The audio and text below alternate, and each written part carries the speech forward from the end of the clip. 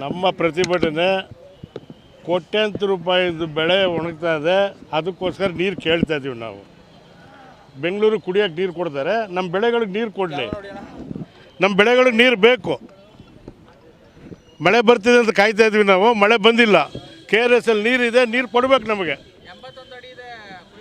ಕೊಡಲಿ. ಯಾಕೆ ಕುಡಿಯೋಕ್ಕೆ ನೀರಿಗೆಲ್ಲ ಮರ ಕೆರೆ ಇದು ಕನ್ನಂಬಾಡಿ ಕಟ್ಟೆ ಕಟ್ಸಿರೋದು.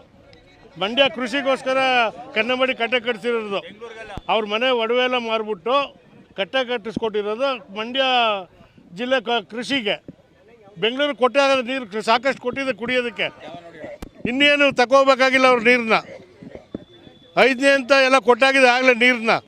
ಅವ್ರಿಗೆ ಸಾಕಷ್ಟು ಕೊಟ್ಟಿದೆ. ಇವ್ರು ಬೆಂಗಳೂರು ಬೆಳೆಸ್ಕೊಂಡು ಹೋಗ್ಬಿಟ್ಟು ನೀರು ಕೇಳ್ತಿದ್ರೆ ಕನ್ನಂಬಾಡಿ ಕಟ್ಟೆ ನೀರೆಲ್ಲ ಕೊಡೋಕ್ಕಾಯ್ತದೆ ನಾವು ನಮ್ಮ ಬೆಳೆಗಳಿಗೆ.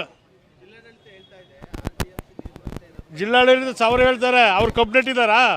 ಕಬ್ಬು ಬೆಳೆದಿರೋ ನಮ್ಮ ರೈತರು 5-6 ಫ್ಯಾಕ್ಟ್ರಿ ಇದ್ದಾವೆ, ಕೋಟ್ಯಾಂತರ ರೂಪಾಯಿ ಕಬ್ಬಿದೆ. ನಮ್ಮ ಜೀವನ ಅದರಲ್ಲೇ ಸಾಗಬೇಕು. ಕೊಡ್ಬೋದು ಹಿಂದೆ ಎಲ್ಲ ಕೊಟ್ಟಿದ್ದಾರೆ. ಈಗ 123 ಅಡಿ ನೀರಿತ್ತು ಜನವರಿನಲ್ಲಿ, ಫೆಬ್ರವರಿವರೆಗೂ ಇತ್ತು. ಏನಾಯಿತು ನೀರೆಲ್ಲ? ಎಲ್ಲಿ ಬಿಟ್ರು ನೀರು? ಎಲೆಕ್ಷನ್ಗೋಸ್ಕರ ಇವ್ರು ತಮಿಳ್ನಾಡಿಗೆ ಹರಿಸಿದಾರಾ? ಎಷ್ಟು ನೀರಿತ್ತು ನಿಮಗೆಲ್ಲ ಗೊತ್ತಲ್ವಾ? ಫೆಬ್ರವರಿಲಿ ಯಾವಾಗ ಕಟ್ಟೆ ತುಂಬಿರೋದು ನೋಡಿದ್ರೆ ನೀವು? ಈ ಸಲ 123 ಅಡಿ ನೀರು ಇರಲಿಲ್ವಾ? ಏನು ಮಾಡಿದ್ರು ನೀರನ್ನ? ಇವರು ಓಟ್ಗೋಸ್ಕರ ಎಲೆಕ್ಷನ್ಗೋಸ್ಕರ ಬೇರೆ ರಾಜ್ಯಕ್ಕೆಲ್ಲ ನೀರು ಬಿಟ್ಬಿಟ್ಟು ನಮಗೆ ನೀರಿಲ್ಲ. ಈಗ ನಮ್ಮ ಬೆಳೆಗಳೆಲ್ಲ ಒಣಗ್ತಾ ಇದ್ದಾವೆ. ಕಾಳಜಿನೇ ಇಲ್ವಲ್ಲ. ಇನ್ನೊಂದು 6ನೇ ಅಂತ ಶುರು ಮಾಡಿದ್ದಾರೆ ಇವಾಗ 7,000 ಕೋಟಿಗೆ KRS ಇಂದ ಡೈರೆಕ್ಟಾಗಿ ತಗೊಂಡೋಗೋದಕ್ಕೆ. ನಾವೇನು ಮಾಡೋದು?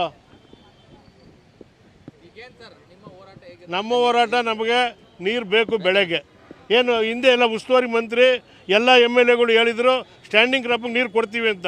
ನೀರು ಕೊಡಲಿಲ್ಲ ಅಂದರೆ ಧಿಕ್ಕಾರಕ್ಕೆ ಹೋಗ್ತೀವಿ, ಕೂತಿರ್ತೀವಿ ನಾವು. ಹೋರಾಟ ಬೇರೆ ರೀತಿ ಹೋರಾಟನೂ ಮಾಡ್ತೀವಿ ನಾವು. ಸದ್ಯಕ್ಕೆ ಇವತ್ತು ಸಾಂಕೇತಿಕವಾಗಿ ಮಾಡ್ತೀವಿ. ನೀರು ಬಿಡಲಿಲ್ಲ ಅಂತಂದ್ರೆ ಅವರು ನಾವು ಯಾವ ರೀತಿ ಕಾರ್ಯಕ್ರಮ ರೂಪಿಸ್ಬೇಕು ರೂಪಿಸ್ತಿದ್ವಿ. ಇಲ್ಲ, ಮೀಟಿಂಗ್ ಮಾಡ್ತೀವಿ ನಾವು. ಇಲ್ಲೇ ಸ್ಥಳದಲ್ಲೇ ತೀರ್ಮಾನ ತಗೋತೀವಿ.